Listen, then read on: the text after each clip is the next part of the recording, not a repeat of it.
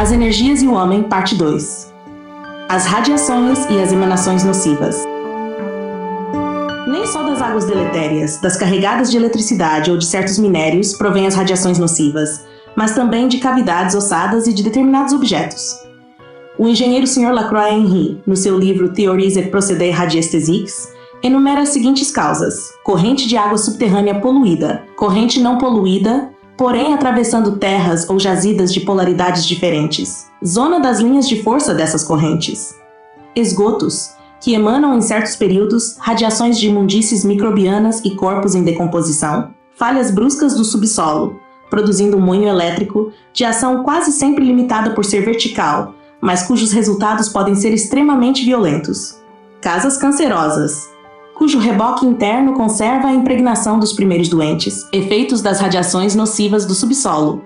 Algumas das radiações mais nocivas provêm de certas falhas do terreno, uma espécie de fratura, oriunda talvez de alguma convulsão interna, da qual tenha resultado ficarem em contato camadas do subsolo de radiações magnéticas e polaridades completamente diferentes. Ora, não se combinando as polaridades dessas camadas, unidas por efeito do deslizamento do terreno, estabelecem um nó eletromagnético, um curto-circuito, cujo campo de radiação se manifesta verticalmente, afetando os que permanecem nessa radiação, sobretudo em seu sistema nervoso. O grifo é nosso. Muitas das moléstias que não cedem terreno, persistindo apesar do mais rigoroso tratamento médico, podem ter a sua origem nas radiações maléficas, principalmente do subsolo.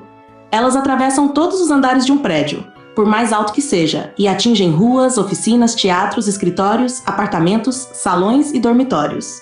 A nocividade, porém, dessas irradiações não é sempre a mesma, pois diminuem em certas horas e parecem ganhar enorme intensidade por ocasião de tempestades eletromagnéticas. Os seus efeitos fisiológicos também são diferentes, segundo o modo de vida, a constituição e o temperamento dos indivíduos. Há pessoas que resistem muito mais tempo que outras aos ataques das radiações nocivas, e mesmo numa casa toda radiada, há doentes e sãos. O abade Mermet, tendo observado que pelo menos 20% das pessoas enfermas devem seus males a tais radiações, escreveu o que se segue em seu magnífico livro Comment Joper. Toda pessoa cuja saúde é precária, sem uma razão aparente, deve pedir a um radiestesista competente que lhe examine o apartamento em que mora.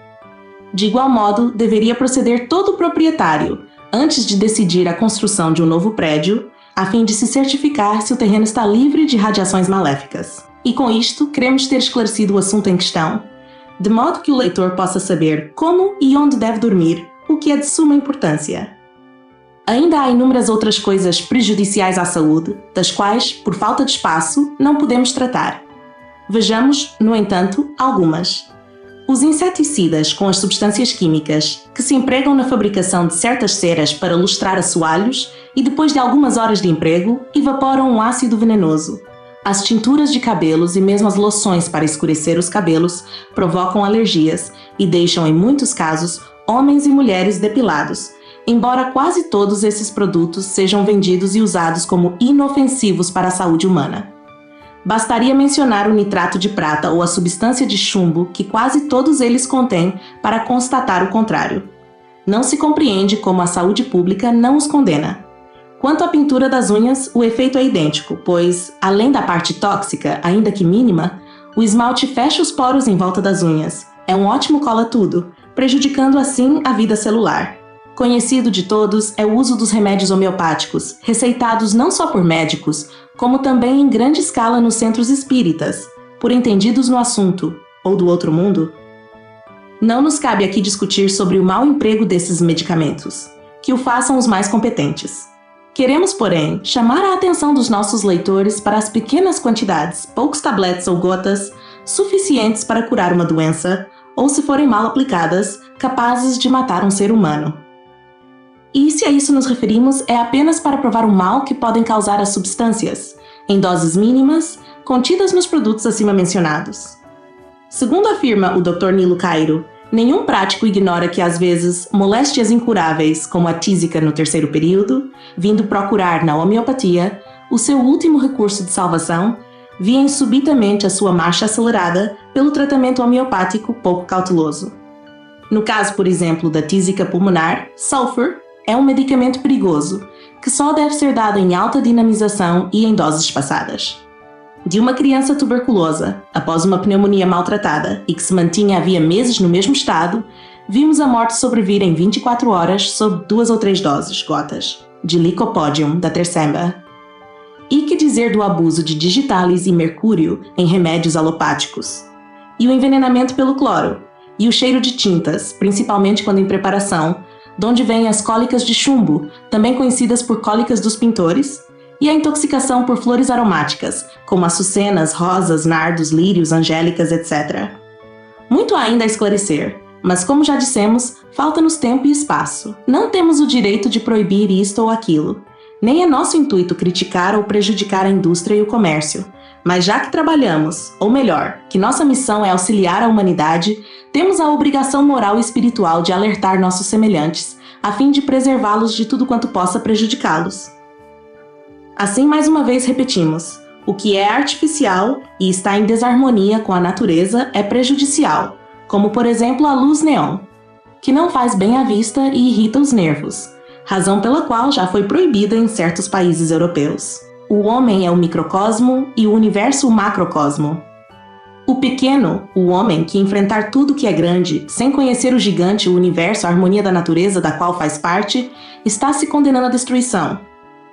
Além de viver e alimentar-se mal, num ambiente quase totalmente maléfico, brinca ainda com as bombas atômicas, de hidrogênio e outras mais, sem perceber, por egoísmo ou ignorância, que, bombardeando a Terra, seguidamente está provocando a deslocação do seu próprio eixo, o que já começa a preocupar os cientistas. Sobre este assunto, aliás, recomendamos a leitura de um artigo publicado na Revista Daranã, de maio-junho de 1964, página 32, do professor Henrique José de Souza, diretor cultural e espiritual da Sociedade Teosófica Brasileira, de cujo artigo extraímos o seguinte trecho: "E o furor das bombas atômicas e de hidrogênio continua a tirar a anatomia do mundo e dos seres que nele habitam. Os polos se degelam, e nem daqui a 25 anos eles voltarão a ser o que dantes eram, pois que nem os maiores cientistas sabem que a massa de um é igual à do outro em peso para que o equilíbrio que é o Equador no mundo se faça. Frio no verão, calor no inverno, chuvas extemporâneas ou falta das mesmas quando era a sua época.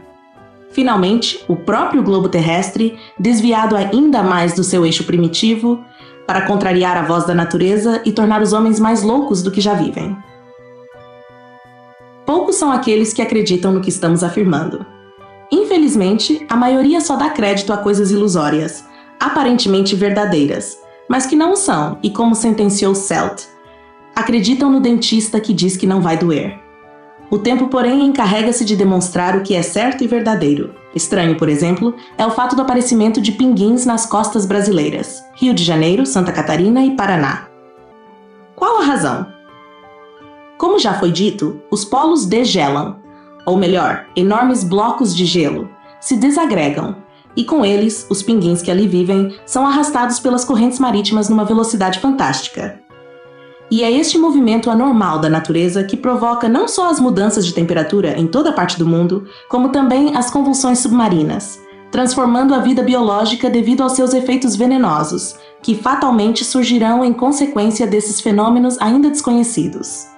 Quanto ao caso ocorrido na Itália, a atmosfera vermelha carregada de forças estranhas eletromagnéticas, lembramo-nos de um jipe que, envolvido nessa nuvem atmosférica vermelha, ficou parado e não houve meio de fazê-lo movimentar-se. Fenômenos dessa natureza, e outros mais ainda não esclarecidos, obrigam-nos a dizer, coisa fantástica para alguns, que, devido a um desvio maior do eixo da Terra, o desequilíbrio aumentará, provocando mudanças climáticas, de modo que regiões de clima quente passarão a tê-lo frio e vice-versa. Já há tempos foi dito por alguém que o carioca não deveria se admirar se um dia visse o Rio de Janeiro coberto de neve, e isso devido a esses fenômenos anormais da natureza. As ondas de frio, nunca vistas assim, e as chuvas de pedra não são suficientes para meditarmos um pouco e procurarmos saber a razão desses fatos. Ao finalizar este estudo, veio-nos às mãos o Diário de Notícias de 28 de outubro último, onde se acha publicado na página 4, primeira coluna, o seguinte: fatos estranhos. Um fato estranho se verificou na semana passada ao norte de Veracruz, na costa do México.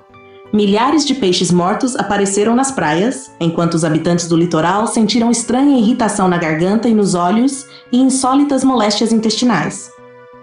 Ao mesmo tempo, larga faixa roxa apareceu na superfície do mar. Toneladas de peixes de todos os tamanhos, desde os menores até os tubarões, têm sido atirados à praia, decompondo-se rapidamente. Os pescadores que abriram alguns desses peixes encontraram-nos carcomidos, como se tivessem absorvido algum ácido. O vento do mar também estava carregado de essências desconhecidas e irritantes. O fenômeno foi explicado inicialmente como resultado de um terremoto submarino ocorrido nas profundezas do Golfo do México e que provocasse intenso desprendimento de gás nocivo. Também foi atribuído à radioatividade, aguardando-se os resultados do exame do ar recolhido por meio de compressores. O leitor inteligente, pouco a pouco, se convencerá da realidade de tudo quanto afirmamos. Que a paz se faça para todos os seres da Terra.